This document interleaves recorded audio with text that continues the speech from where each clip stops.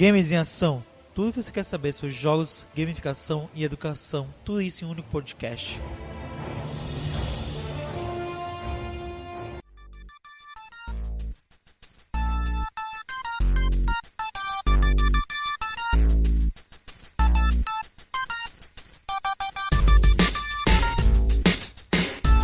Seja muito bem-vindo ao podcast Games em Ação. Primeiro episódio de 2022. Estamos aqui lidando com conhecimento e informações sobre tudo no mundo dos jogos e gamificação, na educação e na área corporativa. Então vem com a gente que este ano promete. Chame todo mundo. Pode chamar convidados, amigos, colegas. Chame todo mundo para ouvir este podcast. Porque já temos 58 episódios gravados. E no ano passado fizemos 2 anos, em julho. Esse vamos fazer 3 anos. São 3. Que a gente vai fazer 3 anos de muito conteúdo. Já fizemos 2 anos, vamos fazer o terceiro. Estamos caminhando para isso. E nesse ano a gente vai lançar séries. Durante vários anos a gente planejou diversos formatos e testou diversos formatos de podcast, diversos modos de entrevista, diversos convidados e também o que a gente da produção do podcast gosta de produzir também. A gente escolhe nossos gostos, nossas vontades, o que nos dá mais vontade de divulgar, de falar sobre. E nesse ano a gente decidiu focar em séries. Essas séries vão ser 3 séries ao longo do ano. Claro que um outro episódio esporádico entre as séries, com temas diversos, mas as séries vão focar em um tema específico durante esse ano todo. Um tema específico durante 3, 4 episódios. Ah, Jorge, se eu não assistir um episódio, eu perco outro como fosse uma série de Netflix, HBO Max, Amazon Prime? Não. Você vai assistir vai ouvir um episódio, vai gostar bastante e vai querer ouvir o próximo, mas não vai impedir você ouvir ouvir um, daqui a 2 meses ouvir o outro e aí voltar pro meio. Não impede você, que são episódios separados. É como são simples. São episódios da mesma série, porém são histórias diferentes. Todo novo episódio é uma história diferente. Vai ser nessa ideia dos Simpsons ou diversos outros séries conhecidas. A primeira série que eu posso anunciar para vocês vai ser Mulheres na Indústria dos Games. É a terceira edição dessa série. A primeira foi do episódio 26 até o 27 até o 31. Foram 4 episódios falando como as mulheres têm presença nos games, como jogos digitais, como jogos de mesa. Vocês podem assistir, todos eles são disponíveis com grandes nomes como Flora Alves, Marina Pecoraro, a Ana Tá, a Fabiana Aragão, a Érica, a Laís, a Érica, a Fabiana, a Marina Pecoraro e diversas outras grandes mulheres que estão revolucionando e fizeram revolucionar naquela época. No ano passado falamos sobre especificamente criadoras de conteúdo, de como é criar conteúdo sobre o mundo dos jogos, mesa, sendo mulher, e como é ter essa representatividade, como é ter essa presença em um mundo que, a priori, não parece tão assim, preconceituoso, tão preconceito e excludente quanto mulheres. Mas na prática, como em diversas áreas acontece uma exclusão automática sem percebermos. Sim, acontece. O ambiente é mais masculino, os jogos mais complexos são mais para homens, jogos mais bonitinhos, mais encantadores, mais bonitinhos, com os componentes mais fofos, são para mulheres.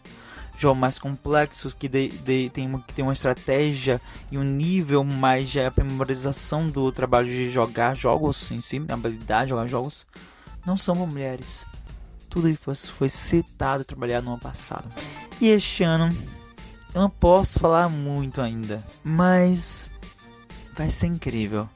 A gente tá combinando muita coisa com o pessoal e também Vão ter algumas surpresinhas muito boas que eu não posso anunciar ainda, mas em breve eu vou anunciar. No próximo episódio eu vou anunciar tudo, pra ser bem sincero. Então no próximo episódio de fevereiro já vou anunciar tudo. E essa edição de fevereiro vai ser uma prévia. Então a gente vai fazer assim, uma prévia série, beleza?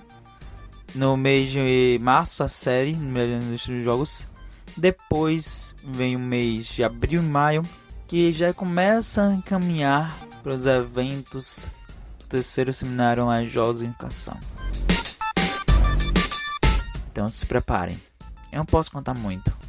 E depois no final do ano tem uma outra série, que eu vou contar mais pra frente. No mês de agosto eu já vou anunciar qual é o nome da série, quem vai participar mais.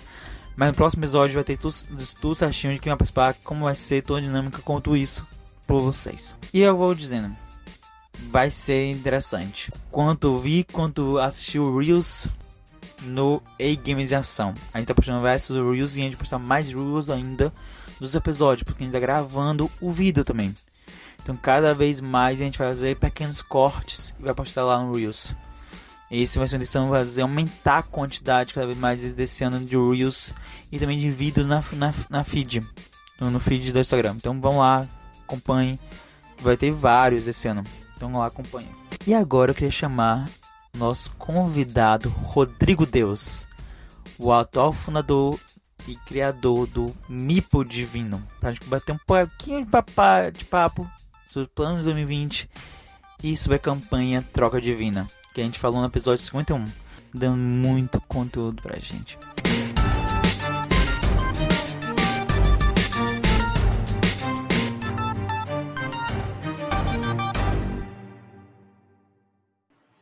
Estou aqui com o Rodrigo Deus, o criador do Mipo Divino, que tem diversos conteúdos sobre o mundo dos jogos tabuleiros no Brasil e fora do Brasil. E eu queria saber de você como você entrou no mundo dos hobbies. Bom, primeiramente, bom dia, boa tarde, boa noite para quem acompanha o Games em Ação. E eu entrei no mundo dos jogos tabuleiros em 2015, jogando, por incrível que pareça, o primeiro jogo que eu joguei foi Mage Knights, a primeira edição. É um jogo que absolutamente não tem nada a ver com jogos familiares, mas foi um jogo que eu me apaixonei, porque era uma experiência parecida com RPG. Eu acabei conseguindo ganhar a partida, né? Aquela sorte de principiante. E de 2015 para cá eu fiquei no hobby. Por volta de 2016 eu comecei a desenvolver a minha própria coleção. Hoje eu tô tentando até diminuir um pouco, né? Porque já acabou o espaço físico, eu moro em apartamento.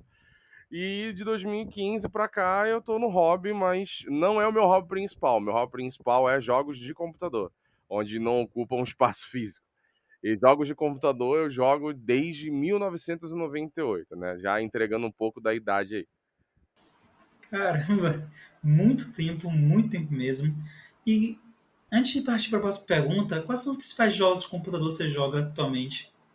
Hoje eu tenho jogado muito Sea of Thieves, Deep Rock Galactic, eu tenho jogado bastante My Little Farms e recentemente eu comecei a jogar Subnautica Below Zero, que inclusive foi um jogo que a primeira edição foi premiada, onde você é um astronauta que se perdeu num país, agora esse novo jogo num num planeta, agora esse novo jogo é um planeta gelado, absurdamente gelado, e você tem que tentar tanto voltar para sua colônia terrestre, né, para a nave que está mais próxima do planeta, que está sofrendo também um cataclisma de forma geral, quanto descobrir por que seu equipamento quebrou, o que você está fazendo ali, que raça inteligente é essa que cada vez mais tenta fazer comunicação com o jogador e assim por diante. Mas na minha lista de jogos tem dezenas, sei lá, dezenas ou centenas de jogos, então estou sempre trocando, estou finalizando um, começando outro. Gosto de jogar mais no computador, não só por costume, mas porque, perdão, os jogos de tabuleiro, eles têm um leve problema, né? Você depende de pessoas para jogar, a não sei que você goste muito de jogar jogos solo. E eu não sou tão fã de jogar jogos solo num jogo de mesa. Pouquíssimas pessoas que são fãs de jogar jogos solo. Eu conto um dedo no mundo todo. Exatamente. Eu prefiro a experiência de jogar solo no computador. pelas vantagens que são óbvias. Você não precisa montar o jogo, nem guardar o jogo. Claro, exige a questão de gasto com custo de peças, né? Atualização de tecnologia, mas você não gasta tempo montando e desmontando. Você tem save points que te permitem parar a qualquer momento, sem ter que se preocupar com tirar foto e guardar componentes em caixinhas e assim por diante. Foram jogos bastante diferentes. Eu não imaginava que se jogava esses jogos, não conheço nenhum deles, para ser verdade, vocês disseram. Te Eu mando sou os de vídeos. eu preciso conhecer mais, porque o que eu jogo no computador é pouco. Eu jogo mais o Minecraft, que eu comprei e eu jogo bastante, que eu gosto. O Valorant, que agora começou a jogar bastante. E aí eu jogo alguns jogos de tiro às vezes, mas é principalmente Minecraft e Valorant. Esses dois jogos que eu jogo mais. Jogo pouco até no computador, eu jogo mais presencialmente quando eu tenho tempo jogar presencialmente um jogo analógico ou até um board game arena acontece mais do que um jogo digital, no meu caso, né? Tirando esses dois. O Board Game Arena tem a vantagem que você não precisa montar nada, tem Isso. dezenas de milhares, ainda mais agora que foi comprado pela Asmodee, tem dezenas de milhares de pessoas do mundo inteiro jogando. A única coisa ruim é que certos jogos você precisa entender de inglês, né? Como, por exemplo, Werewolf. Você Sim. precisa entender de inglês, você sacar as gírias, a língua, você não consegue ficar simplesmente a parte de conversar com as pessoas. Senão você é eliminado muito fácil. Verdade, todos os dois, como o Board Game Arena, como o Tetopia, tudo nem tanto, mas o Board Game Arena precisa muito inglês para entender as regras, quer saber mais como utilizar, principalmente se você joga pessoas do mundo todo. Então, mesmo que você está aqui no Brasil, tem pessoas da Itália, da França, do Portugal, da África do Sul jogando com você. Então, Com certeza. isso aí, saber ser uma comunicação e saber lidar com as diferenças e estar uma sala diversa é muito importante saber ler e estudar inglês para saber melhor como utilizar melhor a plataforma. No ano de 2020, a gente teve uma mudança geral do hobby como um todo, por causa que o hobby que era presencial, que era contato no olho a olho, teve que se mesmo ir para outro lado, os outros caminhos, por causa da pandemia, que todo mundo ficava na sua casa, que lançou muito bem nesse momento jogos para duas pessoas, momento para duas pessoas, ou três, quatro, porque se jogava em famílias. E muita gente partiu para o mesmo online.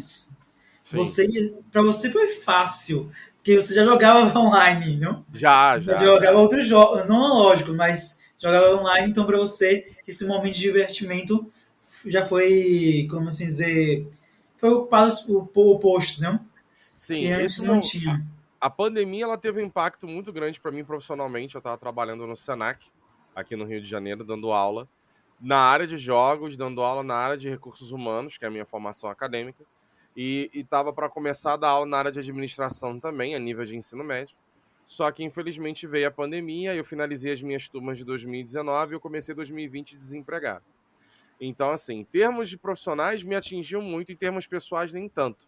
Porque eu já tinha muitos anos o costume de jogar online, ou no Board Game Arena, algumas raras vezes. Eu não jogo tanto no Board Game Arena, mas quando eu jogo horas a fio. Mas na Steam, que é a maior plataforma de jogos de computador hoje do mundo, eu já jogo lá desde 2007.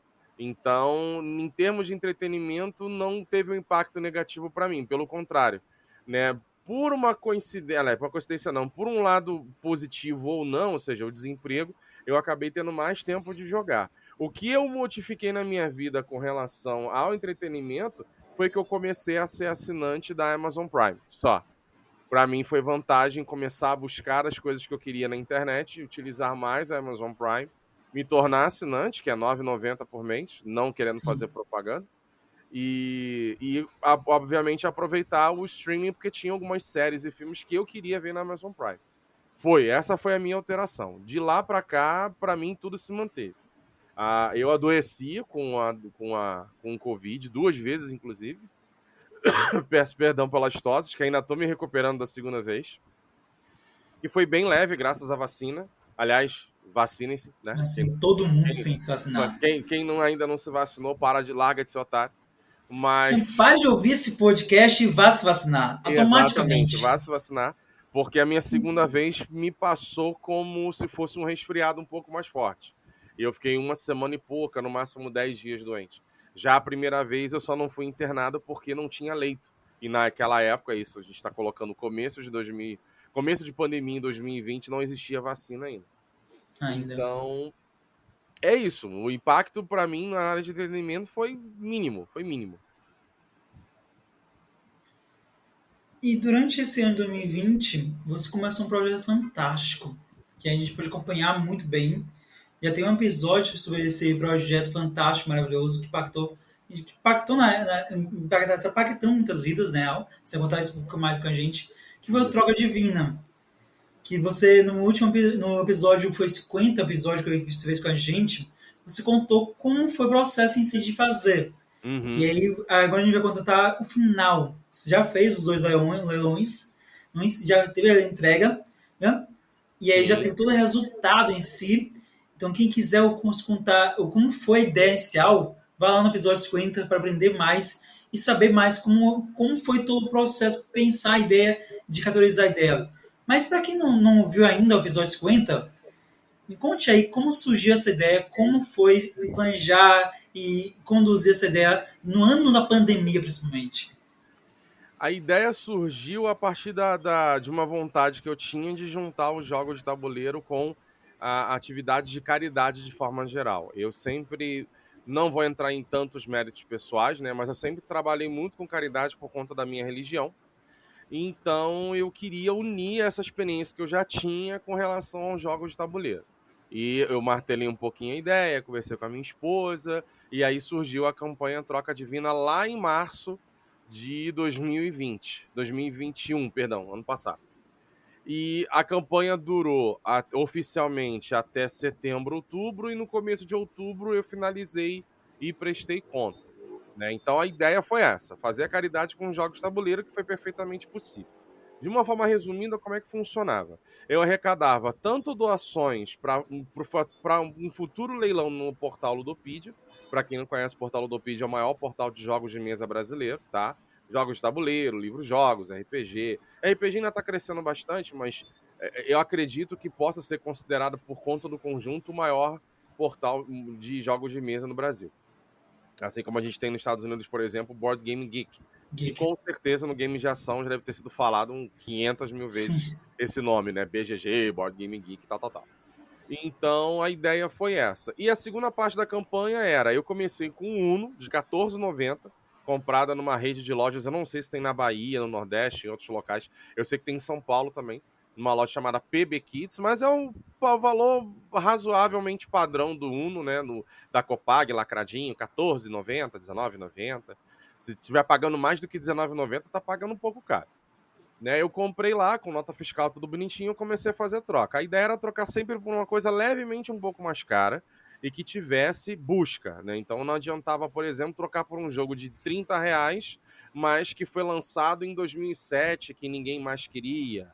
Um jogo de R$40, R$50, mas era uma expansão de jogos que tinham baixa busca na Ludopedia, no Compara Jogos, que também foi outro portal que eu usei para muita consulta. E a partir daí a ideia foi essa. O objetivo era arrecadar dinheiro, tá? Eu sempre fui muito claro nisso desde o começo. Arrecadar dinheiro para transferir para o projeto Ruas, que também é conhecido como a Ronda Urbana de Amigos Solidários. Né? Basicamente é um projeto que lida no Rio de Janeiro com serviços de serviço social, de advocacia, de psicologia, tudo para moradores de rua, para pessoas em vulnerabilidade social, né, para quem não gosta dessa expressão, assim como também a doação de material de higiene pessoal, comida, água, vacinação contra o Covid. Ele já, olha, sem exagero, ele já deve ter feito umas 7, 8 campanhas de vacinação de Covid para a primeira, segunda e até terceira dose. Eu continuo acompanhando o trabalho deles, é fantástico.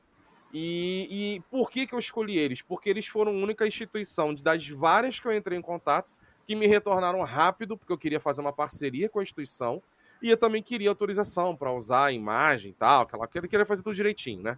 Então eles me retornaram rápido, eu assinei documentação, assinei permissão de uso de imagem, eu me comprometi judicialmente com eles, e pronto, e a campanha foi um sucesso, se encerrando em outubro do ano passado. Me conte aí quantos jogos você conseguiu. Qual foi o jogo final da troca e quantos jogos você conseguiu por doação? Tá, vamos lá. Em os jogos, né, você pergunta entre arrecadados e trocados? Isso. Tá. Entre arrecadados e trocados foram em torno de 90 jogos, tá? 92, por aí. E isso eu estou contando também expansões, acessórios de jogos de mesa, itens promocionais e tudo mais. Então, foi em torno disso. Foram 2 leilões, um leilão completo com 50 itens e outro leilão com 40 e poucos itens, tá? Em termos de troca, foram 9 trocas. Dessas 9 trocas, foram mais ou menos 15 jogos que foram gerados, dentre trocas de um jogo para 2 jogos, trocas onde também houve uma doação por parte de quem estava trocando. E agora, doações, olha, eu tive doações desde o primeiro mês, março, até o último mês de arrecadação, agosto. E aí foram doações que contemplaram praticamente todas as editoras brasileiras. Caramba. Claro, Fantástico. não Sim. mencionando as editoras, ou seja, Sim, eu tive claro. doações de editoras? Tive, de 2 ou 3 editoras, que quem acompanhar lá as páginas no meu blog vai saber quais são, prefiro não comentar, porque eu posso acabar esquecendo o nome de alguma. Sim. Agora, itens das editoras, esse item dessa editora aqui e tal, eu consegui pegar de quase todas as editoras brasileiras, e também tiveram alguns jogos internacionais. Então você pode colocar aí com segurança que pelo menos 90 itens foram colocados, comercializados, vendidos no leilão, dentre trocas e doações. Isso eu posso te garantir.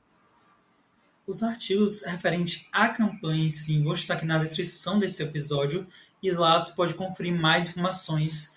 E todos os artigos estão no Mípio Divino, então você pode ler mais conteúdos ainda, além do que você já pode conhecer mais ainda do todo o repertório que o Rodrigo Deus faz todo mês, todo mês não, durante vários anos, conteúdo sobre jogos, os tabuleiros, no Brasil e fora do Brasil. E vai ter todos os links vão estar aqui na descrição. Então é só baixa o mouse, vai na descrição que você vai conhecer mais sobre quanto a campanha em si, lá vai estar todas as informações nos artigos, quanto também o link para conhecer mais artigos, e também link do Instagram, do meu, do pessoal do Organização, do podcast, e também do Rodrigo Deus. Mas vamos lá, seguindo a dinâmica. Você fez esse trabalho maravilhoso e conseguiu 90 jogos. Beleza, você colocou ele num leilão. Todos os dois, e eu participei dos dois leilões, participei. Eu lembro. E divulguei os 2 leilões para muita gente. Mas imagine que eu nunca abri um leilão na Ludopédia. Uhum. Eu sei que o Ludopédia é o maior portal, mas eu nunca abri um leilão. Eu nem sei nem como é que anda lá. Então me passa um tutorial de como abrir um leilão na Ludopédia. Você faz um registro como vendedor com seus dados pessoais. E aí você coloca os itens, jogos, acessórios, enfim, que você quiser leiloar dentro da estrutura de criação do leilão do portal. Essa estrutura contempla no máximo 50 itens, tá? Que podem ser repetidos ou não. No caso dos leilões da Troca Divina, eram 50 itens únicos. Quer dizer, existiu alguma pouquíssima repetição, tá? Eu mesmo procurei, e eu avisava aos doadores, procurei trocar itens que eram doados repetidos para que o leilão não tivesse muitos itens repetidos, mas foi inevitável ter alguma coisa repetida. E a partir do leilão estruturado, você publica e determina o tempo de duração desse leilão. 1 semana, ou 15 dias, 1 mês. Aí vai de quem organiza. Uma vez que o leilão acaba com seus ganhadores, o próprio sistema da Ludopedia entra em contato para que essas pessoas paguem, através de cartão de crédito, de boleto. E aí funciona como um marketplace que a gente conhece como Mercado Livre, Shopee e tal. Você paga para a Ludopedia retém esse dinheiro, o vendedor envia o item, né, que foi vendido, E quando a Ludopedia repassa o valor de venda para o vendedor, ela já retira 10%, que é o seu valor de comissão. Assim como o Mercado Livre também tem, o Shopee também Tem, tem valor de todos esses comissão. têm. Exatamente, ela já retira e repassa. Esse dinheiro fica numa conta, como se fosse uma conta bancária, sem rendimento qualquer, da Ludopedia. E aí você pode tanto gastar de volta no portal, né? O pessoal gosta de vender para comprar jogo novo. Eu, por exemplo, também tenho esse costume. Ou pode solicitar a transferência para uma conta bancária. Aí a conta bancária tem que ser pessoal, ela tem que estar no nome do vendedor. Então, vocês que estão aí com a coleção gigantesca, que muitos desses vocês, eu sei que muitos de vocês tiveram que abrir mão de alguns jogos em 2020. É uma possibilidade também abrir um leilão e utilizar o leilão para vender alguns dos jogos que é mais caridosos, mais vontade, que você não tem vontade de vender, mas você vai ter que se dedicar. Vocês podem fazer esse formato que ele ensinou. Eu vi algumas pessoas fazerem isso em Sodor. E algumas pessoas iniciarem esse processo em 2020 e aprenderem do zero, como você já fazia já, mas muita gente que Sodor não sabia como fazer isso. Então, talvez próprio eu percebi, muita gente não sabia nem como andar, para onde fazia no Ludopédia. Depois, muita gente já fez, já está vendendo, e já está ainda continuando vendendo nesses leilões do Ludopédia. Eu vejo que é uma solução prática, em certo modo, para poder pessoas mesmo continuar mantendo o hobby, mantendo os jogos que eles não querem mais ter tanto interesse, e também diminuir um pouquinho a coleção, porque se deixar de comprar muitos jogos. Ah, sim, com certeza. É uma tentação vender, uma tentação já gastar o dinheiro que você conseguiu de volta com o próprio hobby. Ao todo, você fez dois leilões. Isso, Analisar dois leilões em curto período, como você fez um curto período, mesmo que a plataforma te ajude muito, é um trabalho muito árduo. E eu recebi um deles. Eu vi o trabalho que você teve de envelopar bastante. Mesmo meu que chegou em casa, tá com vários envelopes. Imagina bem embaladinho. Quantas horas você passou para embalar e organizar todos os leilões. Eu queria que contasse um pouquinho isso, como foi. No primeiro leilão foram 5 dias. Foram 5 dias, em torno de 8 horas por dia. Porque, como eu falei, eu estou desempregado, minha esposa trabalha. Então, boa parte dos dias eu passei embalando sozinho. Porque não é só o trabalho de você botar e embalar, né? Eu tinha que, primeiro, verificar que, vamos supor, o Jorge ganhou o jogo Munchkin, né? Exemplo. Então, eu tinha que embalar o Munchkin, saber de quem era. Era do Jorge. Pegar esse Munchkin que agora está embalado, colocar na caixa com material de proteção, fechar essa caixa e identificar essa caixa, seja como Munchkin ou como Jorge. Depois imprimir etiqueta e declaração de conteúdo, porque você, como comprador, está com certeza pagando pelo seguro de receber na sua casa, não ter o jogo extraviado, roubado, sumido. A gente sabe como é que é o Correio Brasileiro, né? E quando ali no Correio Brasileiro não faz besteira, a sociedade faz besteira, porque, infelizmente, a gente vive num país que assalta o correio, rouba o correio, bate carro do correio, taca fogo no caminhão do correio, enfim, né? Então, tinha que colocar a declaração e aí sim o jogo estava pronto. E aí você multiplica isso por por pelo menos 90 itens, onde, claro, algumas pessoas compraram 2, 3, 4 itens, ganharam o leilão de 2, 3, 4, outras não, só uma boa parte ganhou em torno de 1.5, 1.7 item, ou seja, a maioria dos ganhadores ou levava um item ou no máximo 2. Era muito difícil ter um ganhador que ganhava 3, 4, teve um que levou 7, inclusive.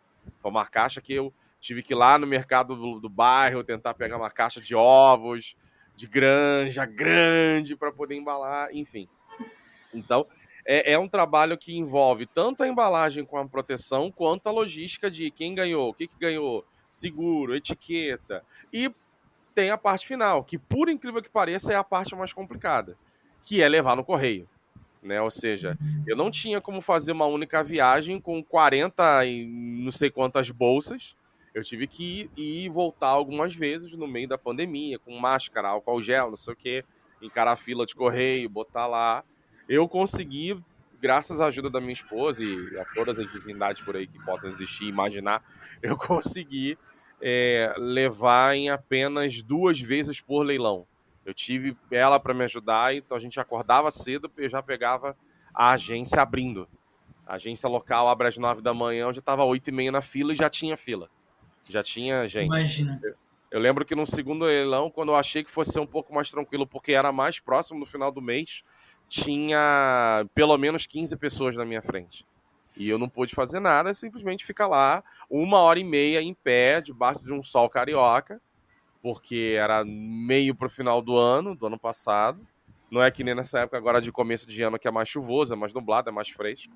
Mas tudo foi enviado. E por incrível que pareça, né, eu agradeci muito a quem eu acredito na minha religião. Por incrível que pareça, eu não tive nenhum extravio, nenhum roubo. Todo mundo, 100% dos compradores da troca divina, dos leilões da troca divina, receberam seus itens. Primeiramente, quero dizer parabéns. Parabéns pelo trabalho, parabéns pela ideia proposta, parabéns pelas horas gastas, porque eu sei que foi Muito tudo obrigado. investido para o Projeto Ruas, então parabéns. Muito Já, obrigado. eu já quero dizer de antemão que quero que todo mundo ouça e que todo mundo acompanhe mesmo o Mímpio Divino, não? Por acaso tenha mais, ou por acaso, mesmo que não depois mais acompanhe, o trabalho já foi feito. Primeiro, vá lá, conheça, o trabalho já foi feito e já está sendo feito há milhões de anos pelo conteúdo que ele faz. A campanha foi somente que fez elucidar o trabalho genial que já faz. Ele já faz o trabalho genial e só fez mostra mais ainda isso. Muito obrigado. E agora eu quero saber o real impacto, se puder dizer. Claro, você não vai poder dizer todos os valores, mas mesmo precisa dizer isso tudo. Para o projeto Ruas, qual foi o real impacto que esses 2 leilões e a campanha toda promoveu? Então, o impacto, assim, eu posso dividir essa resposta em 2 partes, né? Primeiro que houve a prestação de contas e o valor que foi designado 100% ao projeto, tá? Todo o custo que eu tive com a campanha, eu tirei do meu bolso, eu não repus o dinheiro com o dinheiro da campanha, né? A bem da verdade, considerando que houve uma prestação de contas em outubro, só agora em janeiro que eu consegui mais ou menos me recuperar do gasto que eu tive, mas aí do Réveillon eu peguei essa segunda forma de Covid que é mais leve, mas tive aí um gasto com remédio de novo, antibiótico, antitérmico, analgésico para poder me recuperar. Então a primeira parte desse impacto, que foi obviamente positivo, foi o valor, né? O valor doado para o Projeto Ruas, e essas informações estão no blog, são informações públicas, foi um total de R$ 9.332,07. Esse foi o impacto financeiro. Ou seja, um carro bem popularzinho, talvez uma moto usada, né? E isso uma campanha, eu tive a ajuda da minha esposa, eu tive a ajuda de muitas pessoas que me ajudaram, mas em termos físicos, né? Ou seja, de ir, buscar, voltar, organizar, embalar, ocupar espaço da minha casa, etc. Não precisa ficar também destrinchando tudo de novo. Mas foi uma campanha de um homem só. Então o impacto financeiro foi esse. O impacto para o projeto foi que o valor desse de R$ 9.332, ele foi designado para as áreas do projeto de higiene e alimentação, que eu achei sensacional. Claro, eles também colocaram parte do valor em outras áreas como é que eu posso explicar? Em outros projetos internos, porque toda a área de responsabilidade social, toda a área de caridade, vamos colocar assim, dentro da ONG, ela é dividida em projetos, como se fossem pequenos núcleos de trabalho. Então, para você ter uma ideia, só de unidades de sabonetes, né, para que, como eu falei, eles distribuem kits de higiene pessoal, porque às vezes o morador de rua, ele até tem acesso à água, né, um cantinho que ele consegue tomar um banho de uma empresa, de uma fábrica, de um canteiro de obra, mas ele não tem um sabonete, ele não tem um shampoo, ele não tem o item para poder se lavar. Só de sabonete eu lembro que foram 3.000 unidades, né, mais 4.000 e poucas unidades de máscara, 600, 700 unidades de copos descartáveis, que são itens que eles colocam nos kits de alimentação, que é copo descartável, talher descartável, a comida, a água mineral sem gás e tal. Eles fazem um kitzinho super bem organizado. Então, só isso foram mais aproximadamente esses números. Eu tive muito agradecimento do projeto, principalmente em nome da Juliana Silva, que foi a coordenadora que esteve comigo trabalhando o tempo todo. E para mim, o impacto pessoal, né, colocando uma nota pessoal, foi maravilhoso, porque eu achei que uma campanha que, muito sinceramente, daria em torno de R$ 5.000. E eu já ficaria muito feliz, né? E se não fosse os 10% da Ludopedia, que eu, infelizmente, a Ludopedia não deu a isenção, ou pelo menos a redução dessa comissão de pagamento do portal, eu teria levantado o dobro disso, eu teria levantado mais de R$ 10.000 para poder fazer a doação. E como eu falei, 100% do valor, no blog tem lá a prestação de conta, inclusive com comprovantes de transferência, 100% do valor foi para a ONG. Eu não repus qualquer tipo de custo que eu tive, e eu tive uns custos alguns momentos bem pesados, com idas e buscas e caixas e fitas. Para você ter uma ideia, só de rolos de fita, e cada rolo de fita adesiva eram 100 metros, eu comprava de uma marca específica, porque era um pouquinho mais em conta, mas vinham 100 metros de fita. Só de rolos de fita foram para mais de 10 rolos de fita. Assim, fácil. Então foram para mais de, não sei quanto, mais de, sei lá, 1 quilômetro de fita, e passa para cá, e passa para lá, e rola. Você que recebeu, que participou das 2 leilões, você viu como é que chegou bem embalado. E é uma coisa que eu faço questão de fazer, porque é da forma como eu também gostaria de receber. Muito bem embalado. Eu também tenho um susto no dia que eu abri. Eu acho foi umas 4 caixas embalado, mais o papel bolha, mais um envolto ao redor do papel bolha. Isso, Não foi isso isso mesmo. Isso mesmo. E aí tinha lá o jogo, o jogo ainda depois disso, o jogo tava todo parece um filme, todo lacrado, sem dizer. Isso, exatamente isso. Exatamente isso. E aí lá tinha cartinha que você fez, isso, com lá todas as parcerias que você conseguiu nesse período todo. Eu lembro que eu não esperava nem metade disso, não pelo costume em si, do que é normal do que eu recebo já. Né? Uhum. Mas nesse sentido foi fantástico, e isso dificultaria muito de questões específicas de amassar o material na viagem, que acontece muito no Correios. Infelizmente acontece. Com certeza. Todos esses artigos que ele presta contas vão estar aqui na descrição desse episódio também. Então tudo vai estar aqui embaixo. Vai ter um monte de link para você poder ler e aprender e ver todo o trabalho feito pelo Rodrigo Deus. Mas eu queria saber quais são os projetos para 2022. Já que a gente está no primeiro episódio de 2022, já começando esse ano, e vi muita coisa nova para o podcast Games em Ação. Muita coisa nova. Eu já apresentei no início alguns dos projetos que estão vindo, mas vem muito mais até o final do ano. Então, o podcast vai continuar postando os episódios todo mês, mas sim com projetos um pouquinho diferentes esse ano. E eu queria saber de você, que pode contar já desse ano. Em termos de projetos de caridade, eu ainda não defini por conta dos custos que eu tive, tá? Não só financeiros, como principalmente pessoais, né? Como eu mencionei no episódio C50, é muito complicado você lidar com a solidão, com a falta de apoio, com a falta de resposta das pessoas, de olha, não dá, olha, não posso, eu só posso ajudar dessa forma, etc, etc. Além disso, para esse ano, eu estou tentando focar um pouco mais na minha vida profissional. Por quê? Porque eu passei 2021 em casa, tá? Eu passei 2021 100% desempregado. Eu faço bicos, eu trabalho de forma esporádica. Eu sou um tradutor fixo, mas é um freelancer para uma editora alemã chamada Board Game Circus, até hoje. Mas não são projetos que entram mensalmente, né? O mercado brasileiro, o mercado latino, de uma forma geral, ele não traduz tanta coisa de forma profissional, que eu acredito que eu também já tenha levantado essa bola aqui no Games em Ação, ou outras pessoas também devem ter com certeza comentado. Infelizmente, a gente tem um amadorismo muito profissional das editoras por parte dessa questão de tradução.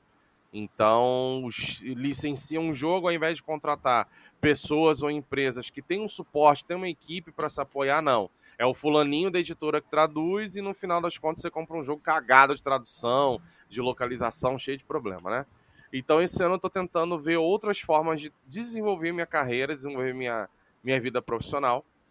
E esses projetos de caridade, eles demandam dinheiro e tempo. Nesse momento eu não tenho dinheiro, não tenho como começar um projeto agora, janeiro, né? Se esse podcast não sair agora, a gente está gravando em janeiro. Se ele não sair em janeiro, quem estiver ouvindo posteriormente, eu não tenho condições de começar agora. E eu estou tentando outros viés, outras formas de tentar trabalhar de forma independente, fora da área de jogos de tabuleiro, né? Mais próximo da minha área de formação. Eu tenho sim a ideia de talvez, ainda para esse ano, dependendo de como tanto a vida financeira quanto principalmente a pandemia vá se direcionar no nosso país, de fazer sim a mesma campanha de caridade, porém sem a parte de troca. A parte de troca, por incrível que pareça, me deu muita dor de cabeça. Eu achei que a parte de doações me daria, mas não, a parte de troca me deu. Então ainda estou verificando, com base no que eu acabei de dizer, essas questões não. A questão de como realizar uma possível campanha de caridade em 2022, mas sem a parte de troca, talvez com algumas novidades, talvez com o apoio de alguma empresa, não sei. Aí é uma coisa que ainda está sendo estruturada. Para o meu blog, eu vou continuar com as novidades que eu tinha realizado no ano passado, que era entrevista com profissionais da área. Para esse ano eu vou tornar um blog um pouco mais pessoal, um pouco mais focado. Né? Uma coisa de primeira mão que eu ainda não publiquei, mas eu vou comentar aqui agora no podcast. Eu devo, na Ludopedia, só passar a colocar as resenhas de jogos, porque eu tive dor de cabeça com a Ludopedia de, olha, não pode link disso, não pode isso, não pode aquilo, não pode. Então, devo colocar só resenhas de jogos para esse ano e daqui em diante. Então, material pessoal, material que eu tenho indicações de onde está mais barato, dicas de compra, essas coisas eu vou deixar para concentrar nas redes sociais que eu utilizo e no meu blog.